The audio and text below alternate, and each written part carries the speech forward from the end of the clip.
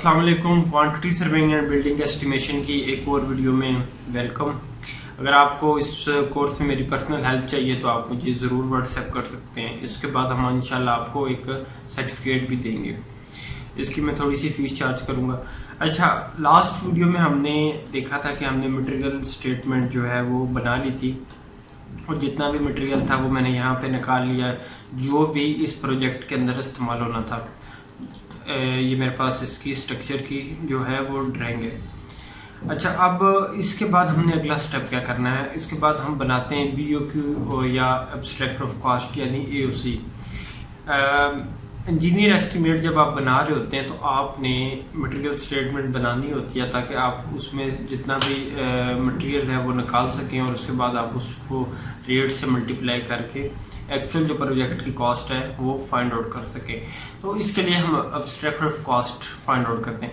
उसके बाद हम इसका BOQ भी बनाएंगे और रेट भी एनालाइज करेंगे।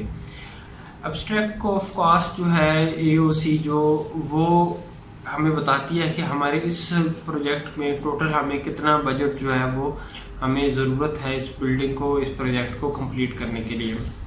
बेसिकली हम क्वांटिटी सर्वेइंग बिल्डिंग एस्टिमेशन का मकसद ये है कि एक बिल्डिंग का मुकम्मल एस्टिमेट आपके पास आए और आपको पता हो कि मुझे इस काम के लिए, इस बिल्डिंग की तमीर करने के लिए मुझे इतना बजट रिक्वायर्ड है। अब AOC में क्या चीज़ होती है और BOQ में क्या डिफरेंस है, इस पे भी जब हम BOQ बनाएंगे तो आपको बेहतर समझ आ जाएगा।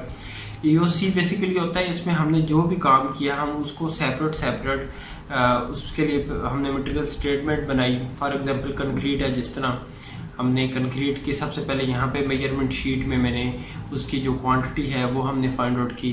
उसके बाद उस क्वांटिटी में से आगे मैं चले गया मटेरियल स्टेटमेंट में। इस तरह फॉर एग्जांपल ये मेरे पास लीन कंक्रीट थी, ठीक है, 471 ये मैंने निकाली क्वांटिटी BOQ में। यहाँ से आप देखें ये जिस तरह 471 ये यहाँ पे मैंने BOQ में निकाल ली इसकी क्वांटिटी क्यूबिक फुट में।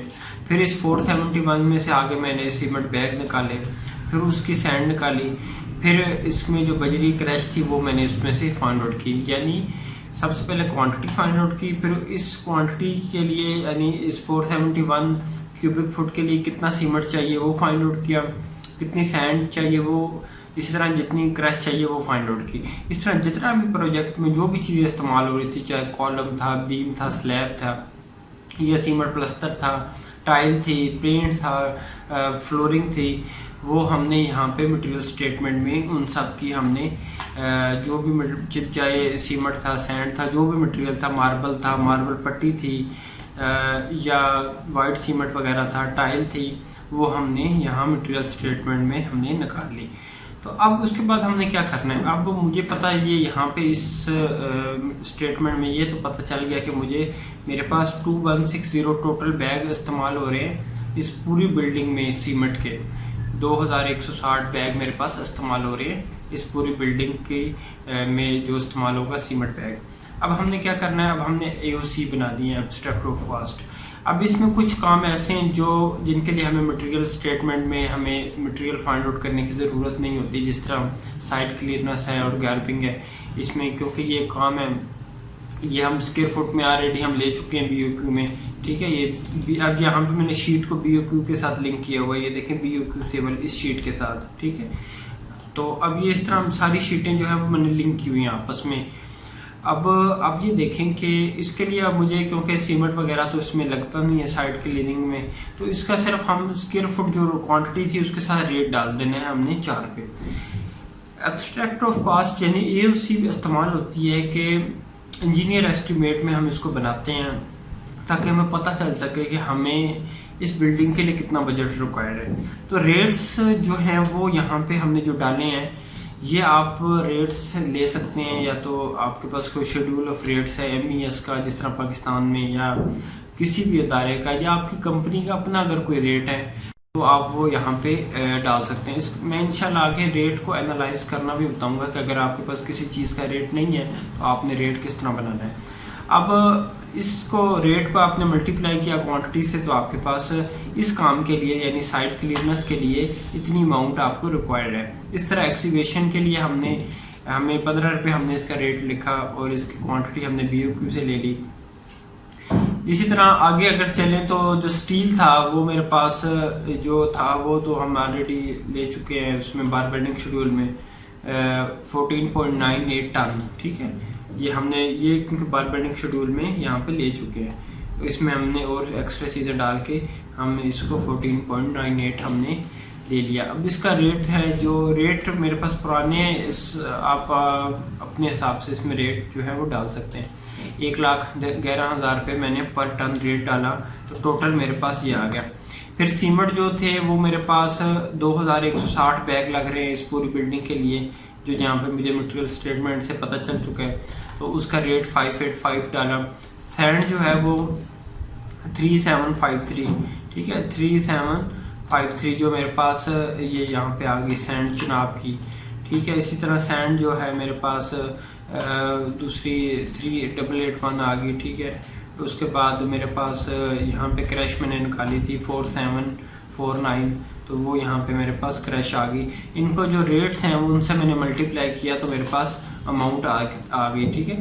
अब इस तरह जो भी इस टाइल थी या जो भी ये तमाम काम, ये जिस तरह मार्बल पट्टी थी, अभी हम मटेरियल स्टेटमेंट में यहाँ पे हम फाइंड आउट कर चुके हैं। ये देखें 4766 टर्निंग फुट में, तो ये 4766, तो चिप्स वगैरह ये तमाम काम हम, क्योंकि हम जब इंजीनियर एस्टिमेट बना रहे हैं तो हमें तमाम जितना भी मटेरियल है हम उनकी क्वांटिटी ऑलरेडी फाइंड आउट कर चुके हैं इस मटेरियल स्टेटमेंट में।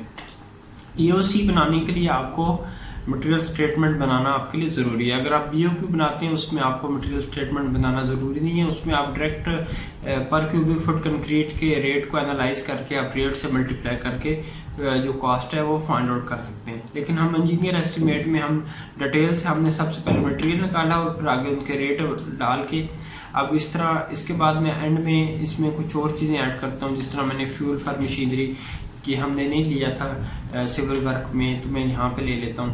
तो 100 रुपये मैंने इसका डाल दिया पर लीटर, तो इसकी क्वांटिटी मुझे 600 चाहिए होल प्रोजेक्ट के लिए।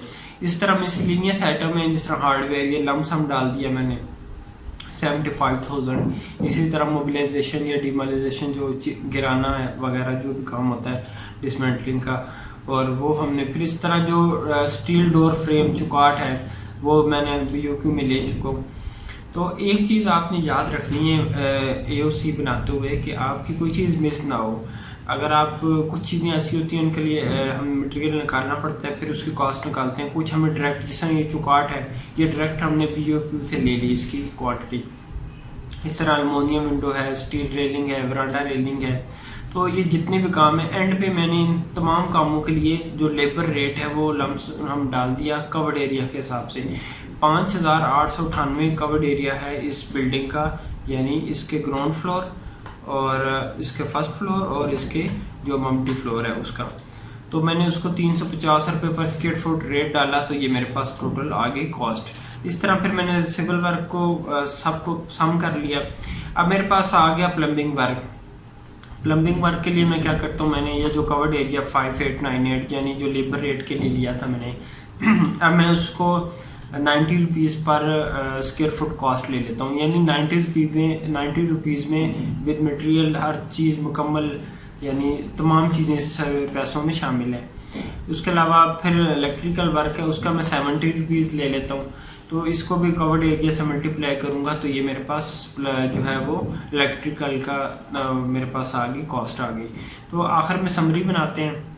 अब जो सिविल वर्क यहाँ से लिया था 95 लाख, वो यहाँ पे मैंने जो सबको सम किया था ये 95 लाख, तो वो यहाँ समरी में फिर हमने प्लम्बिंग वर्क को भी यहाँ पे इकट्ठा कर लिया, इलेक्ट्रिकल वर्क को भी यहाँ पे इकट्ठा कर लिया, यानी 412 यहाँ पे ये देखें ये 412 मैंने जो यहाँ पे लिया था इलेक्ट्रिकल वर्क। इस तरह मेरे पास टोटल प्रोजेक्ट की कॉस्ट आ गई। जब हमने civil work, plumbing work, electrical work को सम किया तो ये मेरे पास 1 करोड़ जो है मेरे पास 5,11,541 रुपीज़ मेरे पास कॉस्ट आ गई इस बिल्डिंग के लिए।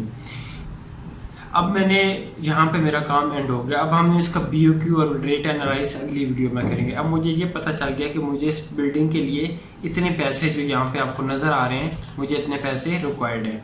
उम्मीद है इंशाल्लाह आपको कोई चीज़ समझ आई होगी। अगर कोई चीज़ ना समझ आए तो आप मुझसे पूछ सकते हैं। वीडियो देखने के लिए आपका शुक्रिया। अल्लाह हाफिज़।